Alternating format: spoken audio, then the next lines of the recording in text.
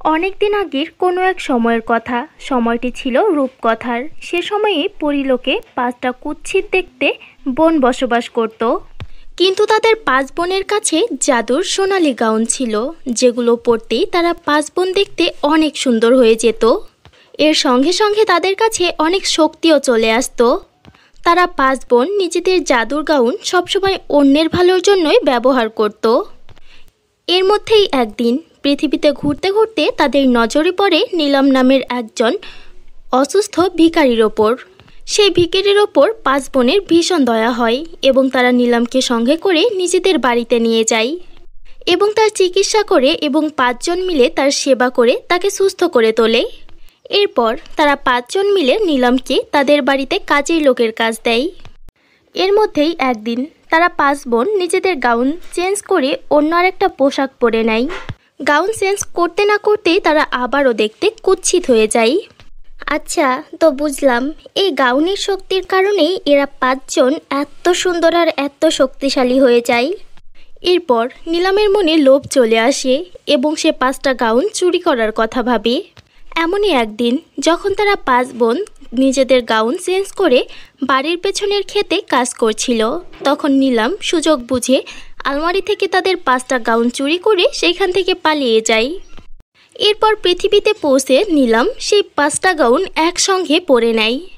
5টা গাউন একসঙ্গে পরতে না পরতেই নীলমের শরীর একটা গাছের মতো অনেক বড় হয়ে যায়। আরে বাহ, আমি তো অনেক বড় হয়ে গেছি আর আমার এমন অনুভব হচ্ছে যেন আমার ভেতরে অনেক শক্তি চলে এসেছে। এরপর নীলম পাশের একটি গ্রামে চলে যায়। নিজেদের গ্রামে এত বড় একটা মেয়েকে দেখে গ্রামবাসীরা ভীষণ অবাক হয়ে যায়। আমি অন্য একটা দুনিয়া থেকে আসা রাজকুমারী। আমি তোমাদের গ্রামে এসেছি তোমাদের ওপর হুকুম জারি করতে। তোমরা সবাই বাধ্য আমার কথা মানতে। যে আমার কথা মানবে না আমি তার গর্দান নিয়ে নিব। না না, দয়া করে আমাদের কোনো ক্ষতি করো না। কি চাও তুমি? আমি প্রতিদিন পেট ভরে সুস্বাদু খাবার খেতে চাই। তোমরা সবাই মিলে আমার জন্য সুস্বাদু খাবার বানাবে। এর পাশাপাশি তোমরা সবাই মিলে আমার সেবা করবে। আমাদের সামনে আর কোনো রাস্তাই নেই, ওর কথা মেনে নিতেই হবে। এরপর সকল গ্রামবাসীরা মিলে নীলমের জন্য অনেক বড় বড় বাসনে করে নীলমের পছন্দের খাবার বানাতে শুরু করে। খাবার খেয়ে নীলম অনেক বেশি খুশি হয় এবং সে বলে, আরে বাহ, জীবনে এই প্রথম আমি এত সুস্বাদু খাবার খেতে পারলাম। এখন আমি সারা জীবন এভাবেই আনন্দ করব। এরপর সন্ধ্যা হতে না হতেই নীলম গ্রামবাসীদের থেকে দুধ চায় এবং সেই গ্রামবাসীরা যাদের বাড়িতে গাভী ছিল তারা সকলে গাভীর দুধ দুয়ে এক জায়গায় করে। দেখতে দেখতে নীলম সব দুধ খেয়ে নেয়। অন্যদিকে দুধ না পেয়ে গ্রামের সকল বাচ্চারা দুঃখী হয়ে কান্না করতে থাকে এবং তাদের মায়েরা একে অপরের সঙ্গে কথা বলে, এভাবে যদি ও প্রতিদিন দুধ পান করতে থাকে তাহলে আমাদের বাচ্চারা তো ক্ষুধার্তই থেকে যাবে। কিন্তু ওর বিরুদ্ধে আমরা কি করতে পারি? ওর বিরুদ্ধে কোনো পরিকল্পনা করলেও ও যদি জানতে পেরে যায় তাহলে আমাদেরকে জানে মেরে ফেলবে। এভাবেই সকল গ্রামবাসীদেরকে ভয় দেখিয়ে নীলম সেখানে মজা করে থাকছিল। এরপর একদিন 5 বোন নীলমকে খুঁজতে খুঁজতে তাদের গ্রামে চলে আসে। ধোঁকাবাজ মেয়ে, তোর খারাপ সময়ে তোকে আমরা সাহায্য করেছিলাম আর তুই আমাদেরকে ফাঁকি দিলি। এখন ভালোভাবে বলছি, চুপচাপ আমাদের গাউন আমাদেরকে ফিরিয়ে দে। আচ্ছা, তো ও কোনো অন্য জগতের রাজকুমারী নয়, ও একজন ধোঁকাবাজ সাধারণ মেয়ে। এখন আমি আর কোনোদিনই তোমাদের গাউন তোমাদেরকে ফিরিয়ে দেব না। ও এইভাবে আমাদের কথা কখনোই মানবে না। ও যেমন আমাদেরকে ধোঁকা দিয়েছে তেমন ওকেও ধোঁকা দিতে হবে। ওর থেকে গাউন ফিরে পেতে চাইলে আমাদেরকে ছলনার আশ্রয় নিতে হবে। এরপর অন্য আরেকটা পরী অনেক ভালোবেসে নীলমকে বলে, দেখো, তুমি 5টা গাউন নিজের কাছে রেখে নাও, এতে আমাদের কোনো অভিযোগ নেই। শুধু আমাদের ছোট্ট একটা সাহায্য করো। পরিদেশে একটা জাদুর পুকুর আছে, আমাদেরকে ওই পুকুর পর্যন্ত পৌঁছে দাও। আমাদের শক্তি না থাকার কারণে আমরা অত দূর যেতে পারছি না। হ্যাঁ, ওই পুকুরের কাছে আমাদের নানি বসবাস করে, আমরা এখন থেকে ওনার সঙ্গেই থাকতে চাই। এরপর নীলম তাদের কথাতে রাজি হয়ে যায় এবং 5 বোনকে নিজের হাতে তুলে নেয় আর বাতাসে উড়তে উড়তে পরিদেশের উদ্দেশ্যে রওনা দেয়। কিছুক্ষণ পর সে পরীদের বলা সেই জাদুর পুকুরের কাছে পৌঁছে যায়। তোমাদের কথা মতো আমি তোমাদেরকে এখানে পৌঁছে দিয়েছি।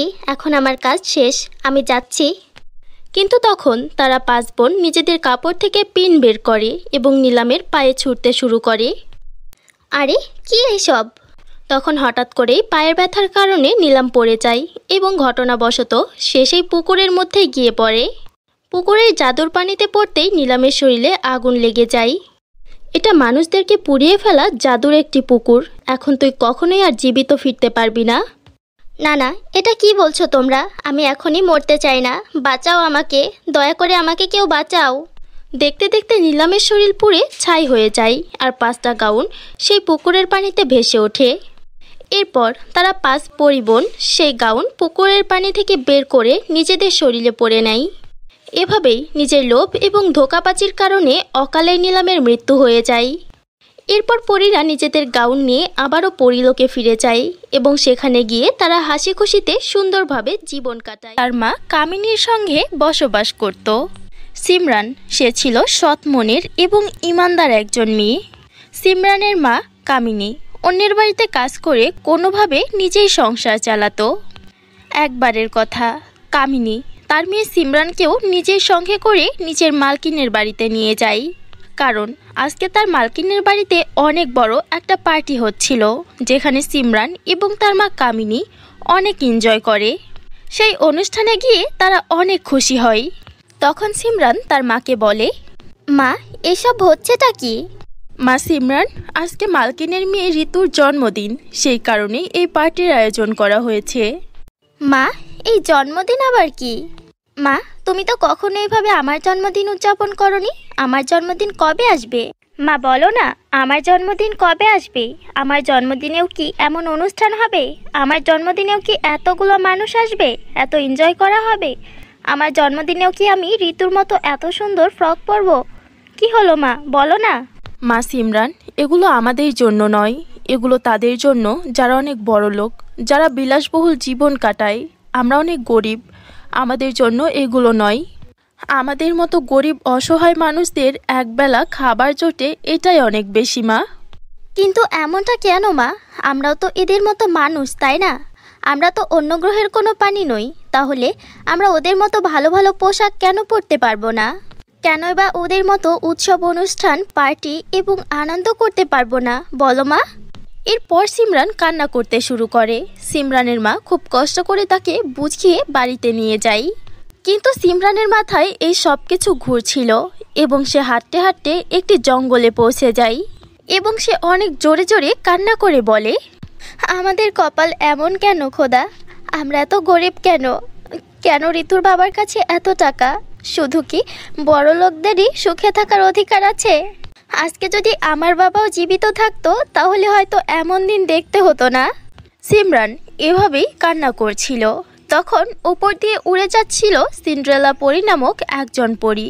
সে সিমরানকে এভাবে কান্না করতে দেখে ভীষণ অবাক হয়ে যায় এবং সে কৌতূহলবশত নিচে নেমে আসে আর সিমরানকে জিজ্ঞাসা করে, আরে সিমরান, তুমি এত উদাস কেন? বলো আমাকে, কি হয়েছে তোমার?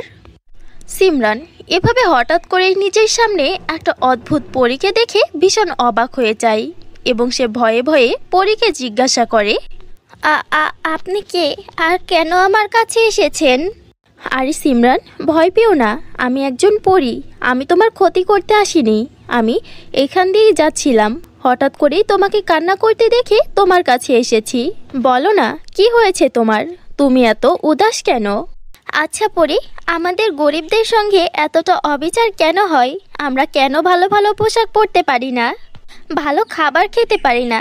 এমনটা কেন হয় পরী? ব্যাস এতটুকু বিষয় নিয়ে উদাস হতে নেই সিমরান।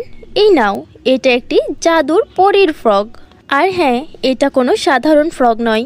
এই ফ্রক থেকে তুমি যা চাইবে ফ্রকটি তোমাকে সব কিছু দিবে। জাদুর ফ্রক দেখে সিমরান অনেক বেশি খুশি হয় এবং সে খুশি খুশি সেই জাদুর ফ্রকটি নিয়ে নিজের বাড়িতে চলে আসে। বাড়িতে যাবার পর যখন সে সেই জাদুর ফ্রকটি পরে তখন সে অনেক সুন্দর একটি মেয়েতে পরিণত হয়ে যায়। সিমরান ফ্রকটি পরার পর আয়নার মধ্যে নিজেকে দেখে। সে ভীষণ অবাক হয় এবং বলে, আরে পরীর কথা তো একদম সত্যি ছিল, আমি তো অনেক সুন্দর হয়ে গেছি, একদম পরীদের মতো। এরপর সিমরান অনেক খুশি হয়ে নিজের জাদুর ফ্রককে বলে, হে জাদুর ফ্রক, আমার অনেক সুন্দর একটা বাড়ি চাই। সিমরান এমনটা বলতে না বলতেই তার সামনে হঠাৎ করে একটা অনেক সুন্দর অনেক বড় বিলাসবহুল বাড়ি তৈরি হয়ে যায়। এমনটা দেখে সিমরান অনেক খুশি হয়ে যায়। সে এতটাই খুশি হয় যে খুশিতে নাচতে শুরু করে। এরপর সিমরান খুশি হয়ে তার মাকে গিয়ে সব কিছু খুলে বলে। সব কিছু শোনার পর সিমরানের মাও অনেক খুশি হয়। সিমরান সেই জাদুর ফ্রকটি পরে বাইরে বের হয় এবং সে তার সকল বান্ধবীদেরকে সেই জাদুর ফ্রক দেখাতে শুরু করে। হাই শ্রুতি, আচ্ছা দেখো তো আমাকে কেমন দেখাচ্ছে। আরে বাহ, তোমাকে তো দেখতে অনেক সুন্দর লাগছে, কিন্তু হঠাৎ করেই রাতারাতি এত সব কিছু তোমার কাছে কিভাবে চলে এলো? এই ফ্রকটি তোমাকে কে দিয়েছে এটা তো বলো। আরে এসব ছাড়ো, এখন এসব কথা বাদ দাও। আর আমি এখন আর আগের মতো দরিদ্র নেই। আর শোনো, আজকে সন্ধ্যাবেলায় আমার বাড়িতে পার্টি, তোমাদের সবার নিমন্ত্রণ রইল, তোমাদেরকে আসতেই হবে। কি কি বলছো তুমি এসব? পার্টি, তাও তোমার বাড়িতে? জানি তোমাদের বিশ্বাস হবে না, কিন্তু আজকে সন্ধ্যাবেলায় আমার নতুন বাড়িতে চলে এসো, ওইখানেই সব কিছু বুঝতে পারবে। এরপর সন্ধ্যাবেলায় যখন তারা সিমরানের বাড়িতে যায় এবং সিমরানের এত বড় বাড়ি দেখে, তখন তারা ভীষণ অবাক হয়ে যায়। আর এরপর ভেতরে গিয়ে যখন তারা সেই বাড়ির পার্টির আয়োজন দেখে, তখন তো আর বলার কথা নেই। তারা এতটাই অবাক হয় যেন তাদের চোখ কপালে ওঠার জো। আচ্ছা একটা কথা বুঝলাম না, হঠাৎ করেই এই ভিখিরির কাছে এত টাকা কোথায় থেকে চলে এলো? আর এত বড় বাড়ি বা কোথায় পেলো? আর এতটা খুশি দেখো পার্টি দিচ্ছে, কিছু তো উল্টাপাল্টা আছেই, খোঁজ তো নিতেই হবে। এরপর শ্রুতি লুকিয়ে লুকিয়ে সিমরানকে সেই জাদুর ফ্রক থেকে খাবার চাইতে দেখে নেয় এবং সে সব কিছু বুঝতে পেরে যায় যে এই সব কিছু সেই জাদুর ফ্রগের কারণেই হচ্ছে। এবার বুঝেছি, এর মানে এটা কোনো সাধারণ ফ্রগ নয়, এটা একটি জাদুর ফ্রগ। তখন সে সিমরানের বাড়িতে যায় এবং লুকিয়ে লুকিয়ে তার জাদুর ফ্রকটি চুরি করে নিয়ে আসে। পরের দিন সকালবেলায় যখন শ্রুতি খুশি মনে সেই জাদুর ফ্রকটি পরে, তখন সে দেখতে অনেক কুৎসিত হয়ে যায়। এরপর যখন সে নিজেকে আয়নার মধ্যে দেখে, তখন সে ভীষণ অবাক হয়ে যায় এবং অনেক জোরে জোরে চিৎকার করতে থাকে। আরে এটা আমার চেহারার কি হয়ে গেল? আমি এত কুৎসিত হয়ে গেলাম কিভাবে? এরপর সেই জাদুর ফ্রক থেকে একটি আওয়াজ আসে, লোভী মেয়ে, এই সব কিছু তোমার লোভের কারণে হয়েছে।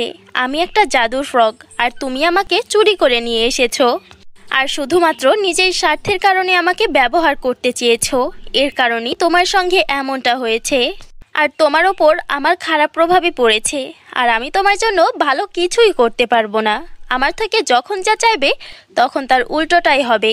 সব সময় আমার থেকে তুমি খারাপটাই পাবে। আমাকে ক্ষমা করে দাও জাদুর ফ্রগ, আমি অনেক বড় ভুল করে ফেলেছি, প্লিজ আমাকে ক্ষমা করে দাও।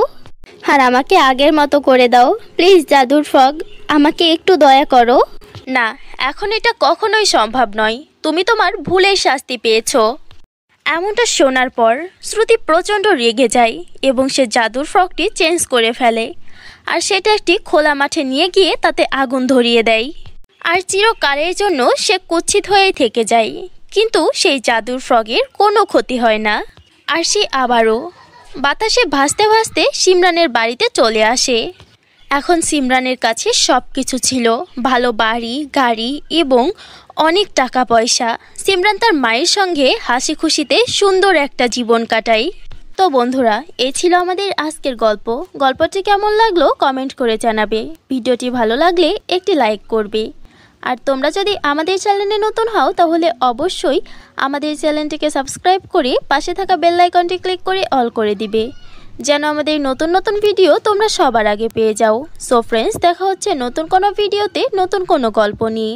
ততক্ষণের জন্য সবাই সুস্থ থেকো, ভালো থেকো এবং অবশ্যই নিজের শরীরের প্রতি খেয়াল রেখো।